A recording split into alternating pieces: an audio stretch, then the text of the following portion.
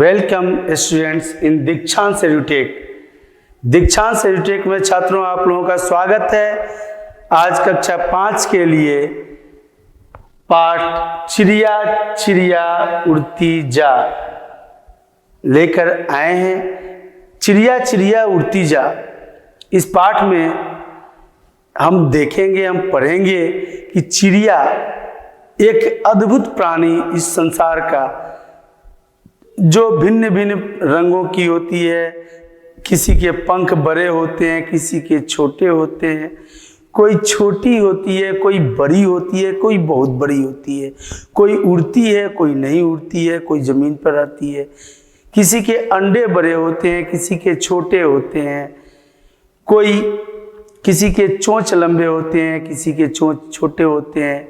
कोई सिर्फ अनाज के दाने खाती है, कोई सिर्फ कीड़ों को खाती है, कोई अनाज के दाने और कीड़े दोनों को खाने वाली है।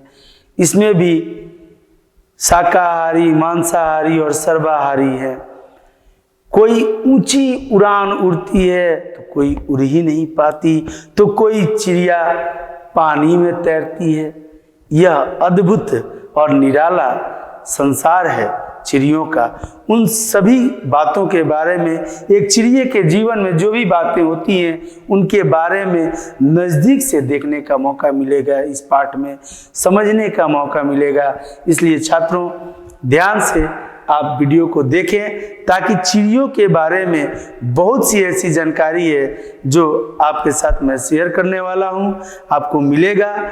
और मिलेगा तो उससे तो सिर्फ आपके सवालों के जवाब नहीं मिलेंगे, सिर्फ आपका सिलेबस कंप्लीट नहीं होगा, बल्कि इस दुनिया में चिड़िया कैसी कैसी हैं।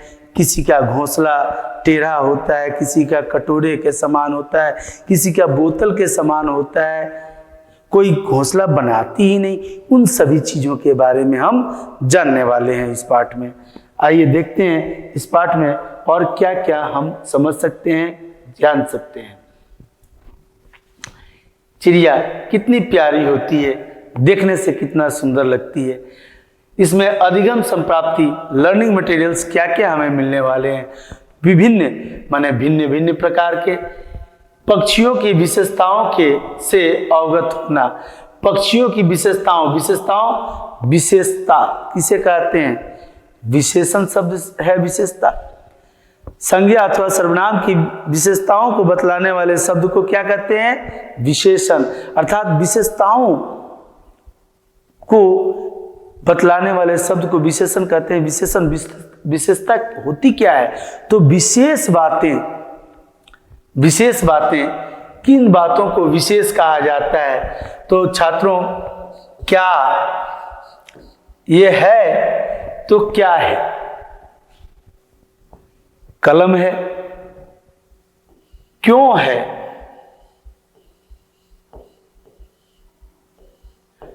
लिखने के लिए है। और कैसे है? तब इसको किस किस चीजों से बनाया गया है, इसमें कैसे इंक डाला गया है, किस तरह से ये लिख रहा है और ये चल रहा है, ये सभी बातें इस कैसे में। और ये जब 3 बातें हम जानते हैं, क्या, क्यों और कैसे, इन तीनों बातों के जवाब को विशेष ज्ञान कहते हैं, विज्ञान कहते हैं। यही विशेषताएं होती हैं किसी के जीवन में। यह है तो क्या है, क्यों है और कैसे है, इन 3 सवालों के जवाब जब हमें मिलते हैं तो उस वस्तु विशेष के बारे में, उस प्राकृतिक वस्तु के बारे में हम विशेषताओं को जानते हैं। पक्षियों के व्यवहार मतलब किस तरह से वह अपने जीवन को जीते हैं। वासस्थान, घोंसले बनाते हैं आदि। वास मतलब निवास करना, स्थान मतलब जहाँ निवास करने वाला जगह हो, आदि की जानकारी प्राप्त करेंगे हम। पक्षियों की बोलियों से परिचित होना। पक्षियों की बोलियां, कोयल बोलती है तो कितना मधुर लगता है, कू कू। और वहीं पे अगर कौआ बोले काऊ काऊ काऊ काऊ, मन करेगा कि लाठी उठा लेकिन भाग जाएगा क्योंकि उसके पास पंख है। अर्थात बोलियां, इन पक्षियों की बोलियां, किसी का बगुला बोलता है बक बक भोक भोक, तो ये बोलियां, अलग अलग बोलियां पक्षियों के पास जो है, यह एक विधाता का देन है, इस प्रकृति का देन है। इन बोलियों में कुछ बोलियां हमें कर्णप्रिय अर्थात कानों को प्रिय लगता है, और कुछ बोलियां हमें बड़ा ही कटु लगता है, खराब लगता है, हम चाहते हैं कि न बोले, है ना। उन बोलियों के बारे में जानेंगे, उन बोलियों से परिचित होंगे। पक्षियों के रंग रूप से परिचित होना। पक्षियों के रंग अलग अलग होते हैं। कबूतर एकदम सफेद रंग के होते हैं, वहीं मोर रंग बिरंगा होता है। तो नाना प्रकार के अलग अलग तरह की पक्षी हमें देखने को मिलते हैं। कोई एकदम ही सफेद होता है, तो कोई बहुत ही रंग बिरंगा होता है, तो कोई एकदम काला होता है, तो कोई सिर्फ लाल होता है, तो कोई लाल और 2-3 रंगों के रंगे हुए होते हैं। किसी के माथे पर अलग रंग का होता है, पीठ पर अलग होता है और पंख अलग रंग के होते हैं। ये अलग अलग प्रकार की जो रंगीन पक्षियां हैं उनके बारे में जानने का मौका मिलेगा। और पाठ को पढ़ना और पक्षियों के बारे में विशेष जानकारी प्राप्त करना, यह इस पाठ से हमें मिलने वाला है। आशा करते हैं आप लोग ध्यान से देख रहे हैं। छात्रों, यकीन मानिए, अगर ध्यान से आप देख रहे हैं तो निसंदेह, इसमें कोई संदेह नहीं, आप पक्षियों के बारे में आज विशेष जानकारी जरूर प्राप्त करेंगे और बेहतर तरीके से प्राप्त करेंगे। आइए शुरू करते हैं हम पाठ। बच्चों, प्रातः काल सबसे पहले कौन उठता है? इस सवाल का जवाब है आपके पास। कौन उठता है? तो जब भी हम आंखें खोलते हैं तो आवाज सुनाई देती है किसी पक्षी की, कुकरूकू, मुर्गा। जी हाँ, आप जब मीठी मीठी नींद में सोए होते हैं कि मुर्गा बोलने लगता है, भला बताइए यह क्या कहता है? दूसरा सवाल पूछा जा रहा है। भाई ये पाठ स्टार्ट हुआ और स्टार्ट होते ही सवालों की लड़ी लग गई। जी हाँ, सवाल ही तो है जो जवाब के लिए प्रेरित करता है, और सवाल अगर न हो तो हम जवाब कहाँ ढूंढे? भूख न लगे तो रोटी अच्छा लगता है क्या? नहीं। इसी तरह से भूख सवाल है और उसका जवाब रोटी है, अर्थात भोजन है। इसलिए सवालों से ही यह दुनिया शुरू होती है और जवाब पर खत्म होती है। बच्चों, प्रातः काल सबसे पहले कौन उठता है? आप जब मीठी मीठी नींद में सोए होते हैं कि मुर्गा बोलने लगता है, यानी कि मुर्गा सबसे पहले उठता है। भला बताइए यह क्या कहता है? कुकरूकू, कुकरूकू कहता है। मुर्गे की आवाज कैसी होती है? तो कुकरूकू होती है। जागो, कुकरूकू, उठो, कि टेक लगाते हुए मुर्गा सबको जगाता है। कुकरूकू, कुकरूकू बोल बोल के मुर्गा क्या करता है? सबको जगाता है। टेक मतलब बार बार बोलना। उसके बाद मुर्गा सबसे पहले उठने वाला पक्षी है, और जब सुबह में वह खुद उठ जाता है तब वह सभी को उठाने का काम करने लगता है। क्या करता है वो? तो वो बाग लगाता है। उसको बाग लगाना कहते हैं। जो कुकरूकू बोलता है सुबह सुबह, वह बाग लगाना कहते हैं। और वह बोलने लगता है। उसके आवाज से, कुकरूकू की आवाज से हम सभी क्या होता है? जग जाते हैं। आंगन में चिड़िया चहचहाने लगती है, और आंगन में क्या होता है? छोटी छोटी चिड़िया आप देखते होंगे आंगन में अटारी पर आकर बैठती है और ची ची ची ची ची ची ची ची करना शुरू करती हैं। यह चहचहाना। चिड़िया क्या करती है? चहचहाती है। मुर्गा का आवाज कैसा होता है? कुकरूकू। चिड़िया का आवाज, चिड़िया के आवाज को क्या कहते हैं? चहचहाना। मुर्गा के आवाज को क्या कहते हैं? बाग लगाना।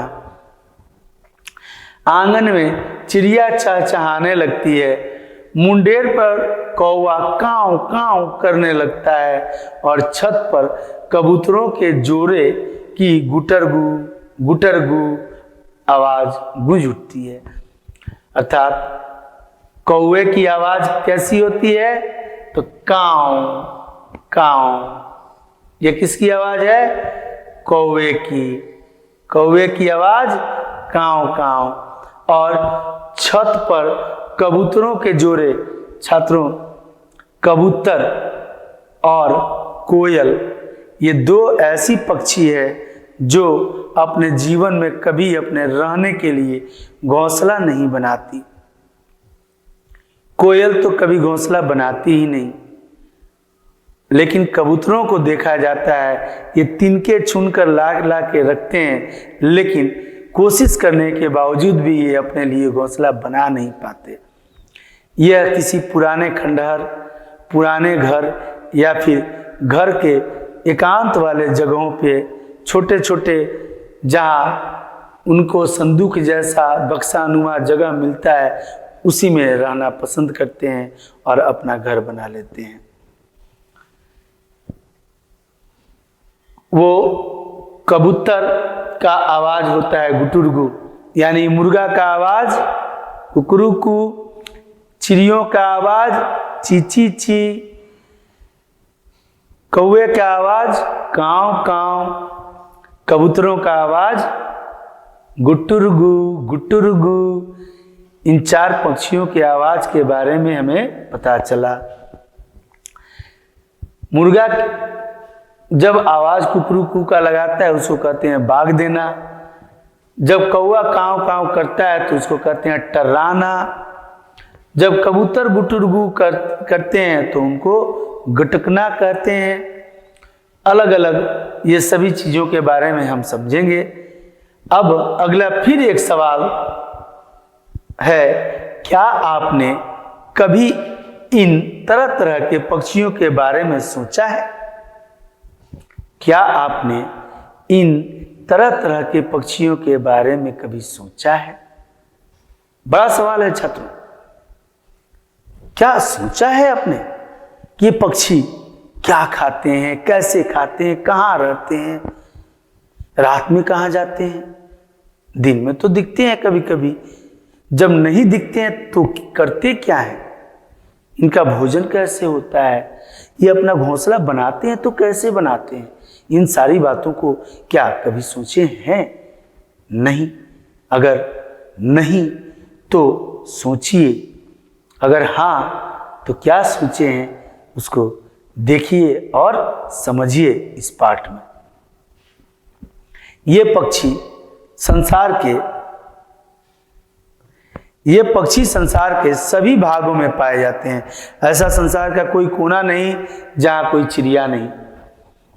सारा आकाश इनका अपना है। आकाश में तो इन्हीं का वर्चस्व है, आधिपत्य है। आकाश में इनके बगैर कोई और नहीं जा सकता और ये जब चाहे चले जाते हैं, क्योंकि इनके पास पंख है उड़ने के लिए। जब जी चाहा, जिधर मन हुआ उधर ही उड़ गए। सर्दियों में तो बहुत से पक्षी दूर दूर से उड़कर हमारे देश में आते हैं।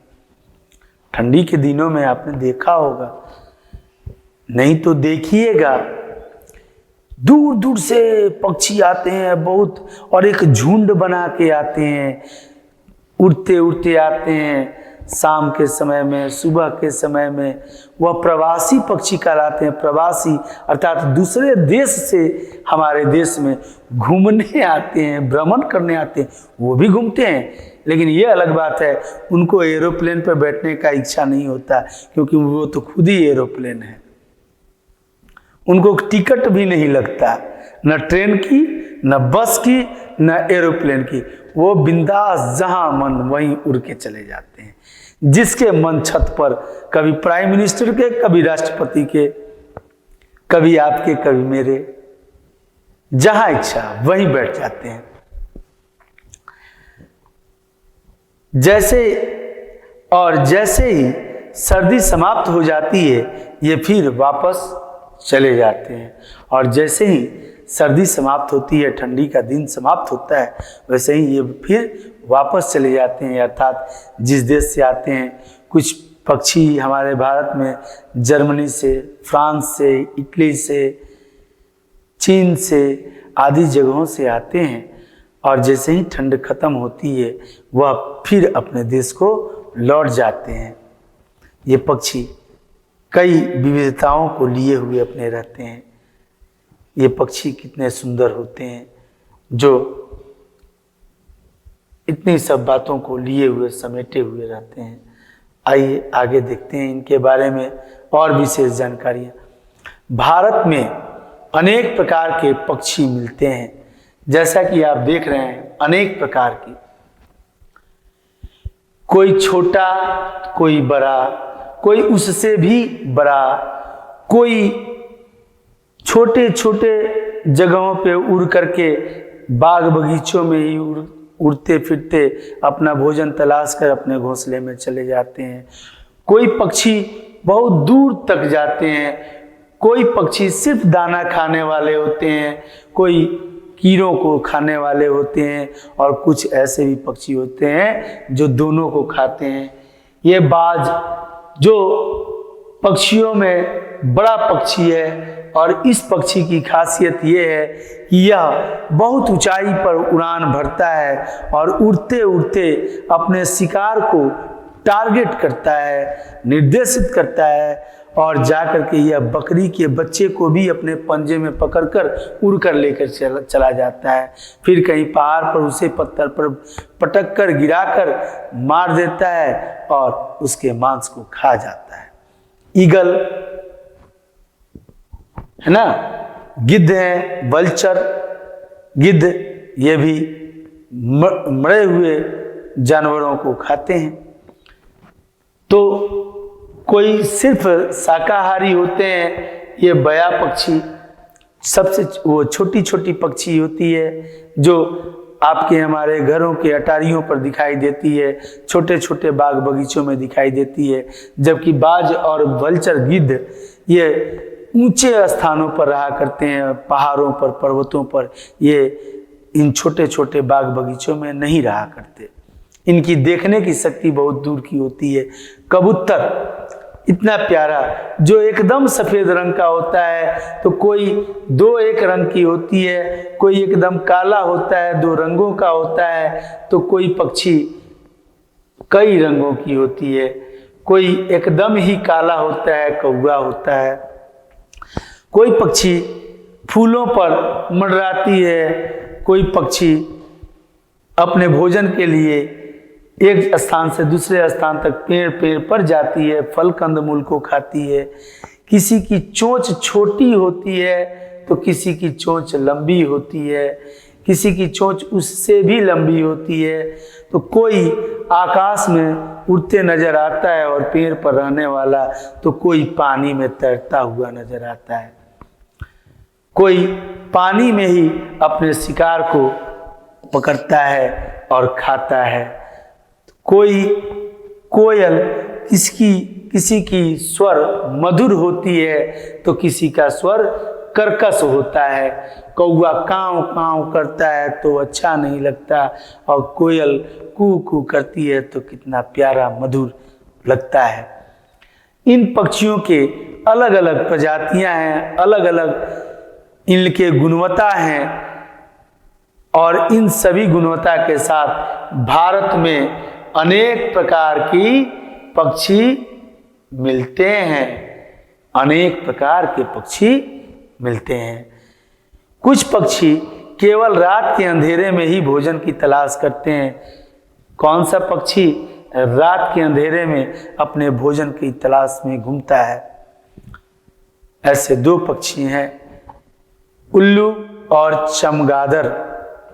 चमगादड़ पेड़ पर उल्टे लटके रहते हैं और उल्लू सिर्फ रात में ही निकलते हैं।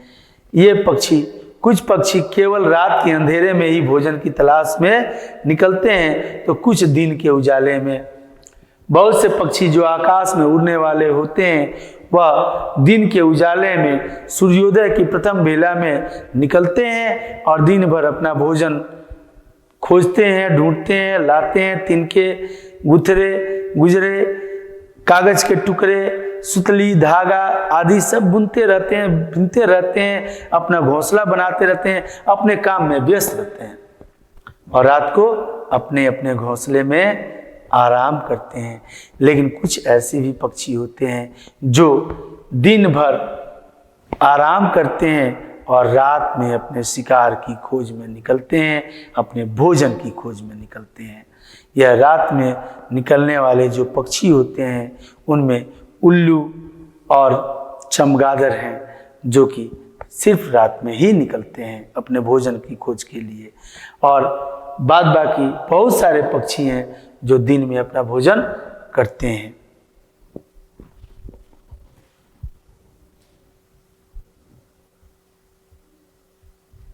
इनके खान पान, रहन सहन सभी अलग अलग होते हैं।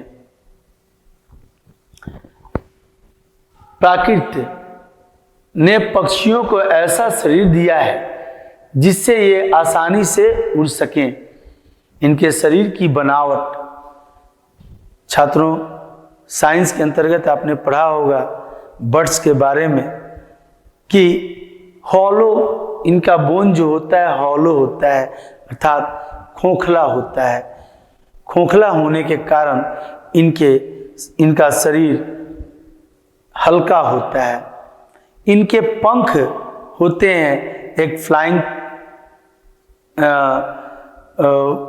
पंख जो होते हैं उड़ने वाले, फिर उसके नीचे डायना होता है।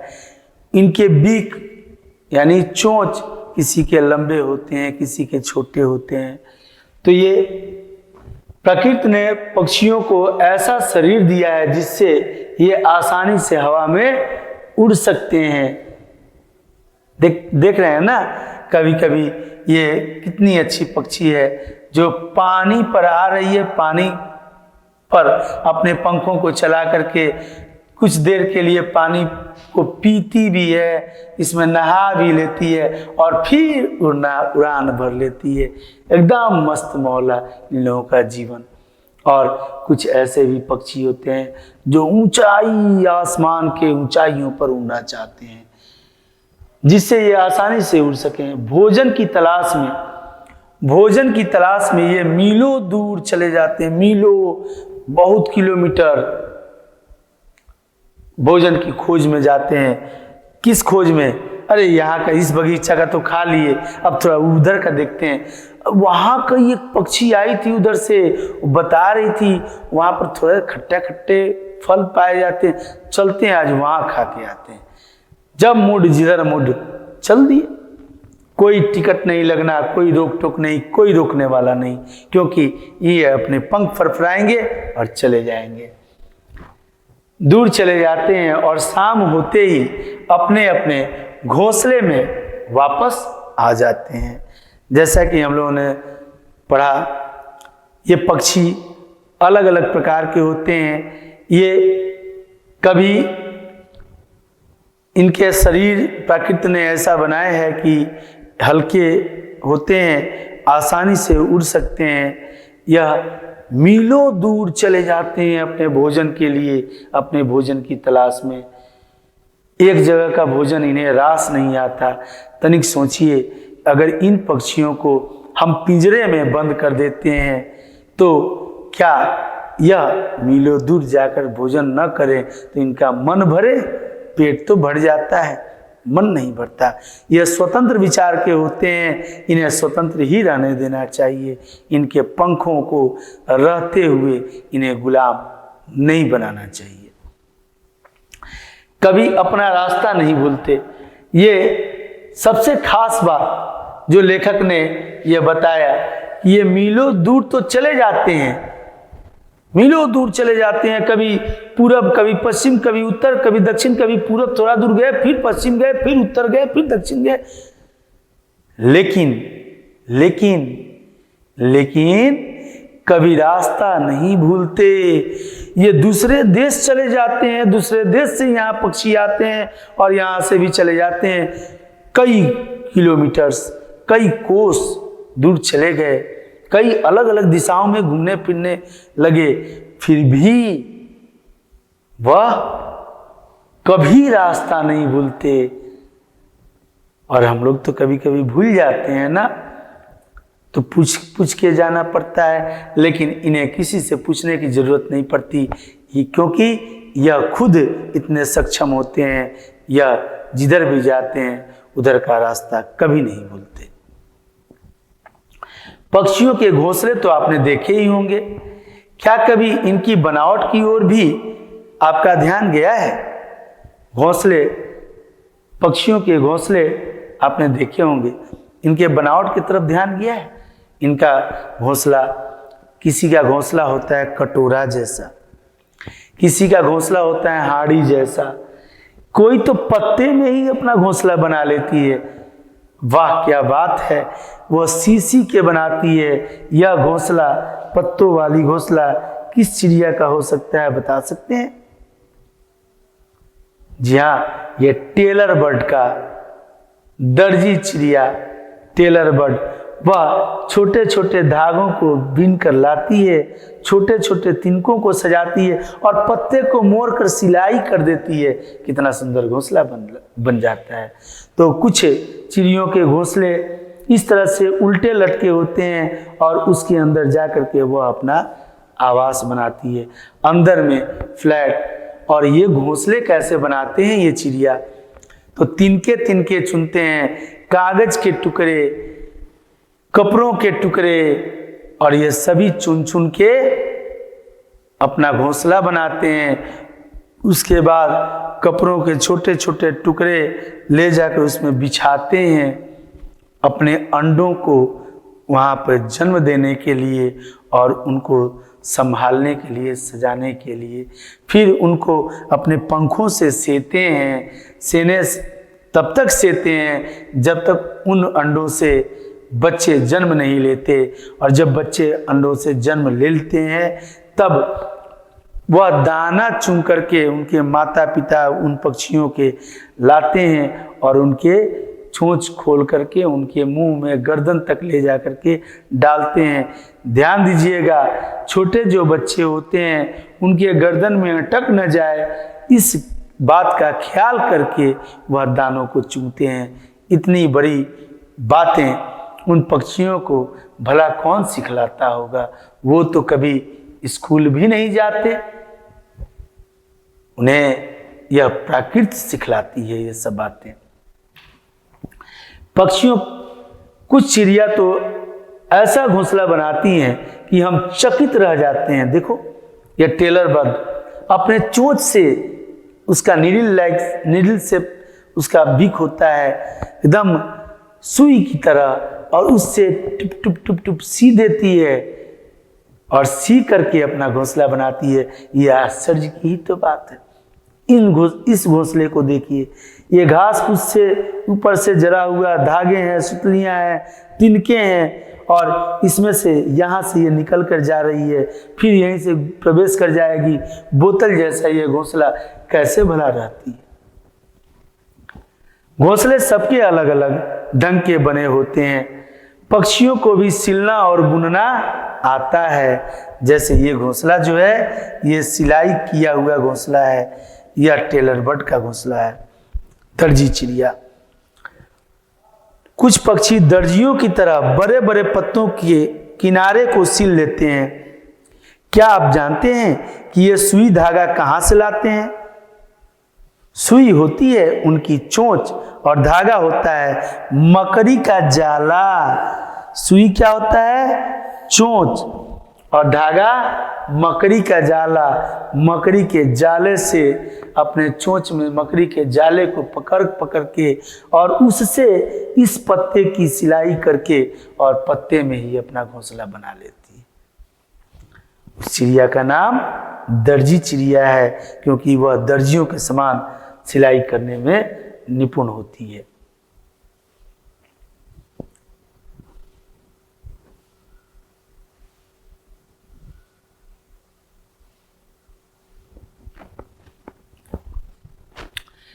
कुछ पक्षी अपना घोंसला इस प्रकार बनाते हैं मानो टोकरी हो। देखिए इस घोंसले को, ये कैसा घोंसला है, तो टोकरी जैसा लग रहा है ना कि कई टोकरियां यहां पर रखी हुई है। टोकरी घोंसला इस प्रकार बनाते हैं मानो टोकरी हो। एक दूसरी तरह की पक्षी अपनी नन्ही नन्ही चोंचों से बड़ी कुशलता से पत्तों के तारों को ऊपर नीचे खींचते हुए दिन रात बुनने में लगी रहती है। ये छोटी पक्षी ये पत्तों के छिलके को लेकर और दिन रात टोकरी जैसा बुनती रहती है और कई दिनों के कठिन अथक परिश्रम से ऐसे टोकरी नुमा घोंसला बना पाती है। और इस घोंसले में एक पूरा परिवार रहता है, एक बिग फैमिली रहता है चिड़ियों का, और इसी में उनका रहना, सोना, आराम करना, ये सब कुछ रहता है टोकरियों में ही। इसके अतिरिक्त ऐसे भी पक्षी होते हैं जो अपनी लंबी पैनी चोंचों से वृक्षों के तने में छेद करके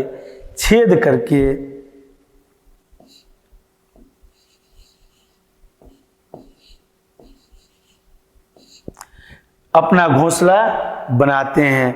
वो कुछ ऐसे पक्षी होते हैं, देखिए यहाँ ये अपने चोंच से तना में स्टीम जो हार्ड होता है उसमें चोंच से अपने मार मार करके और यहाँ पर क्या करती है, अपना घोंसला बनाती है।